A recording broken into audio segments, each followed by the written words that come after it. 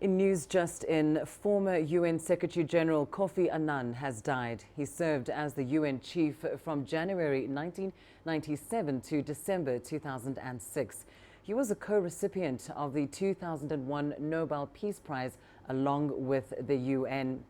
And of course, serving for almost 10 years.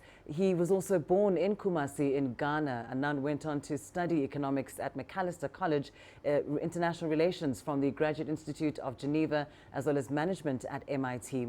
He joined the UN in 1962, working first for the World Health Organization's Geneva office, and then going on to work in several capacities at the UN headquarters, including serving as the Under Secretary General for Peacekeeping between March 1992 and December 96. He was appointed Secretary General on the 13th of December 1996 by the Security Council and later confirmed by the General Assembly, making him the first office holder to be elected from the UN staff itself. He was re-elected for a second term in 2001 and was succeeded as Secretary General by Ban Ki-moon on the 1st of January 2007. Well, CGTN's Beatrice Marshall spoke to Kofi Anan in 2012 in an exclusive interview. Let's listen to that. I will start by saying that there are some leaders who have done well.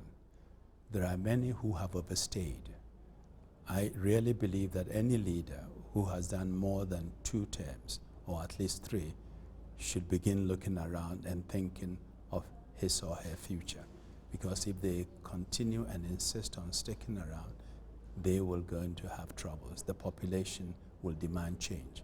And this is why we have all opted for democracy and for democratic rotation of leadership. Well, there have been, most African countries, though, have gone through the electoral process over the last 2 decades. And as you have said before, though, that much of Africa's progress in the last decade risks being squandered or reversed by the winner-take-it-all approach. Yeah, I don't think the coalition government approach is a solution for every country or for every situation. There have been lots of elections which have been a veneer to give the leader a false respectability, when in fact the elections were not true elections at all and were rigged. And those are the situations which often causes problems. But if it's election with integrity, which is transparent, accountable, open playing field, then the results and the elections itself are accepted generally, and the leader has legitimacy. In terms of economic change, though, in terms of the good economic prospects, what do you see have been some of the factors that have propelled Africa to where it is today? First of all, there's better governance, better macroeconomic policies in quite a few of the countries. Secondly, you have other new players on the ground. You have the emerging markets, China, Brazil, India, Malaysia, Indonesia, others also coming to the continent to invest, in addition to the traditional investors and donors from the West. We also have another development. We have young, educated, hungry men and women who want to get on with their lives, who want to see improvements in their societies. Some have been educated and worked in the United States, in Europe, Asia, and are coming back. And they are going to make a difference. I think we should encourage this reverse brain drain and put them to work, and also remove the red tape and the impediments that sometimes frustrates the young people. And finally, we are going to have the generational change. And we need that generational change, not just in politics, but in business, farming, and in education. And that exclusive interview there with Kofi Anan in 2012. The former Secretary General of the United Nations died in the early hours of Saturday morning at the age of 80. Indeed, news that has been greeted with sadness across the world. Let's go live now to Hong Kong, where our correspondent James Chow is standing by with more. James, just talk us through the distinguished career of Kofi Anan at the United Nations. Well, you know, I knew him quite well, and I knew him over 7 years. The first time in 2011 through my work with One Young World, a global youth summit, and that's relevant because in all our interactions over the years, whether it be at the summit or in my capacity as a Goodwill Ambassador of the World Health Organization, that was the last time I saw him in Geneva. You know, he was always consistent in his message that the importance of youth in terms of what they represented. And I remember one of the times that we spoke was right before the Paris Climate Conference, and he said he wasn't able to go there himself. But I suppose that was the reason why he gave that interview, you know, I think 2 weeks before it. And the terrorist attacks had just happened in Paris at the same time. So he came to the interview with such heaviness, but in such a personal way that day, because he said that the youth represents the opportunity that they can make their vote count, whether it be at the ballot boxes or whether it be through their voting power as consumers. And, you know, while he was very personal in that context, he was absolutely the quintessential statesman, very distinguished. He was always the same in all settings that you found him, personal, professional. He carried himself with such dignity. And I think his human dignity that was foremost in his mind in his own work. His term at the UN was not without controversy. Of course, there was Rwanda that occurred while he was in leadership.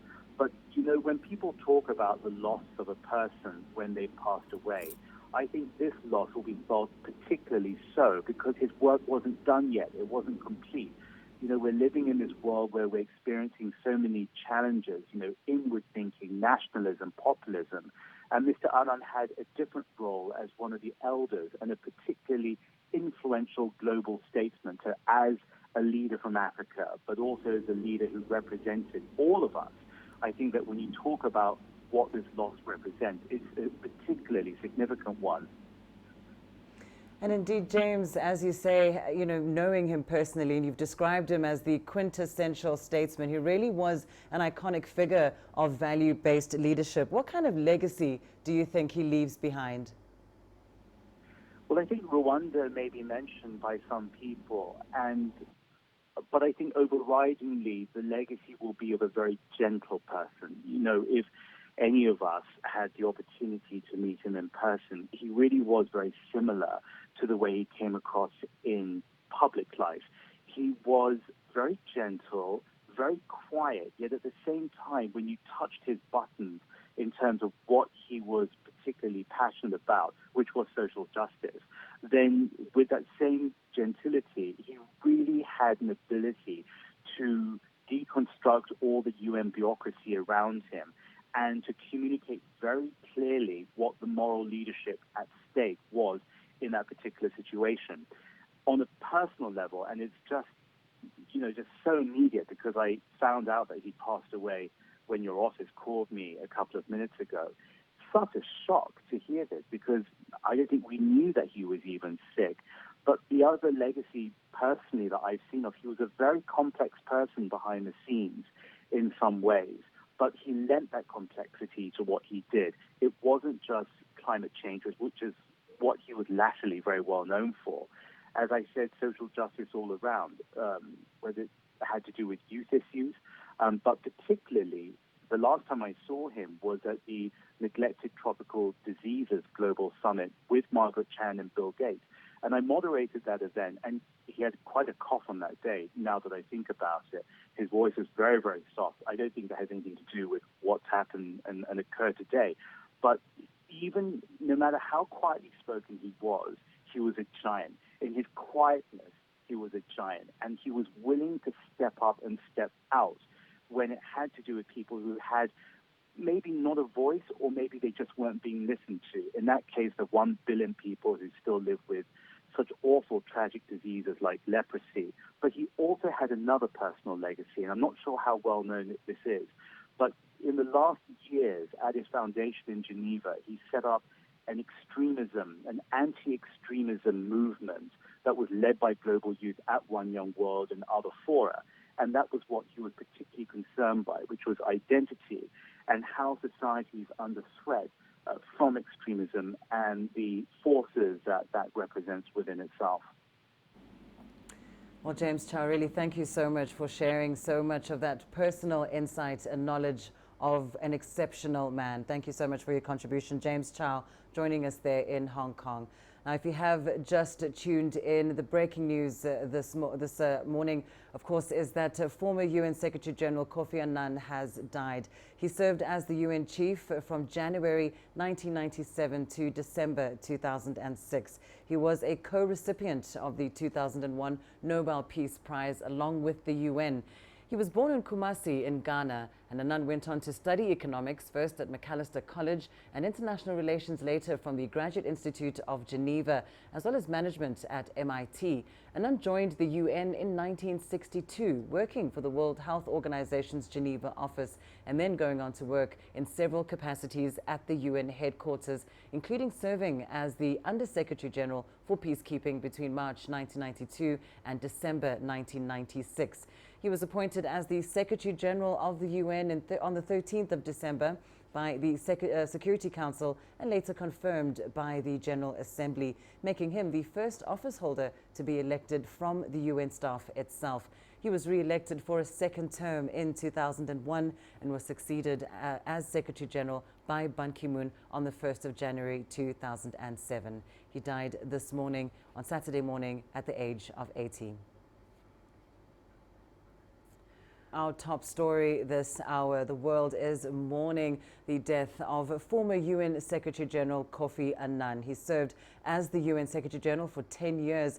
He died on Saturday morning at the age of 80. For more on his life and legacy, we're now joined on the line by Boaz Mbaya. He's Kenya's former ambassador to France. Mr. Mbaya, of course, this news has been greeted with sadness across the world. A man that has been described as the quintessential statesman. From your perspective, tell us how this news has met you this morning, how you've greeted the news of Kofi Annan's death. First of all, it's very unfortunate to lose Kofi Annan. He was one of the most accomplished United Nations Secretary General. And the world will miss him because he had a lot of work in peace, conflict resolution, peace building efforts, and so forth. And his experience and the knowledge of the issues that were brought to his attention will be greatly missed by everybody. Indeed. And of course, this is a man that was born in Kumasi in Ghana, later representing Africa on the world stage. What is his significance, though, to the African continent? Well, Africa will miss Kofi Annan in a great deal. One, in Kenya, we're going to miss his experience and his efforts in resolving the problem we had in 2007, 2008. Without his expertise and long-term experience, Kenya would have tipped the balance and it would probably have been on the edge. So Kenya is going to miss Kofi Annan. Africa will miss Kofi Annan. He was the first black African UN Secretary-General, and he served for complete 10 years as per the schedule. So I think it is a very big loss to Africa. Indeed. And just finally, Mr. Mbaya, what kind of legacy do you think Kofi Annan leaves behind? Kofi Annan is a gigantic diplomat on the continent. He leaves a wealth of knowledge and experience, and a lot of people will be looking up to his experience so that they are able to emulate him in whatever they do. And I hope that his experience and his personality will be an inspiration to a lot of Africans on the continent so that we are able to move the continent forward. Indeed, indeed. Well, thank you so much for your contribution to this. So thank you so much, Mr. Boaz Mbaya, Kenya's former ambassador to France, joining us there live on the line. Indeed, Kofi Annan, a man whose leadership will sorely be missed in Africa and around the world.